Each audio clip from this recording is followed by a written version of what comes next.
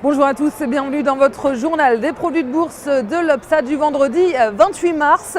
Paris se reprend avant le long week-end de Pâques à plus 0,53% à 3731 points. La place parisienne a reculé dans la matinée avant la réouverture des banques chypriotes. Elle a ensuite été portée par Wall Street qui a atteint de nouveaux records historiques malgré des indicateurs économiques en demi-teinte. Cela profite aux valeurs bancaires sur la côte parisienne comme BNP Paribas qui grimpe de 0,93%. Le Crédit Agricole est à plus de 39% et Société Générale grimpe de 0,61%. Wall Street de son côté termine la séance donc en légère hausse. L'indice phare de la place new-yorkaise, le Dow Jones, a de nouveau franchi un record en séance à 14 571 points. Et après le Dow Jones, c'est au S&P 500 de battre des nouveaux sommets. L'indice Standard & Poor's a battu son plus haut historique au cours de la séance, donc à 1568 points. Et New York touche de nouveaux sommets alors que les volumes d'échange étaient particulièrement faibles pour cette dernière séance de la semaine. Les marchés américains sont en effet fermés aujourd'hui, vendredi, pour les fêtes de Pâques.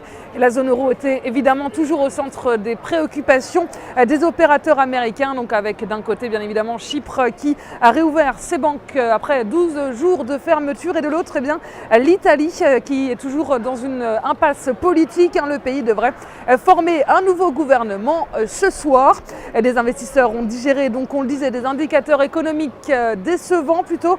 Les inscriptions hebdomadaires au chômage sont plus fortes qu'attendues. Déception également du côté du PIB américain sur le quatrième trimestre. La croissance américaine a ralenti moins fortement qu'on ne le pensait. Elle passe de 0,3 à 0,4%. Et puis du côté des valeurs, le fabricant de BlackBerry, RIM, grimpe en bourse après des résultats trimestriels bien meilleurs qu'attendus. Et la valeur du jour, c'est aujourd'hui l'industriel Air Liquide. Le titre a pris appui sur sa moyenne mobile à 50 jours pour entamer une phase de rebond. Et par ailleurs, l'indicateur de tension RSI se retourne à la hausse et repasse en territoire positif. Et la formation d'une nouvelle jambe de hausse est ainsi privilégiée tant que le support à 92,50 € n'est pas enfoncé.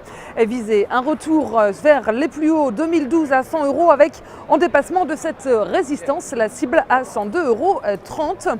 Et la stratégie qui vous est proposée pour jouer cette valeur, c'est l'achat du Warrant Call Air Liquide à 3116 T d'Unicredit au prix d'exercice de 90 € et d'échéance au 6 septembre 2013.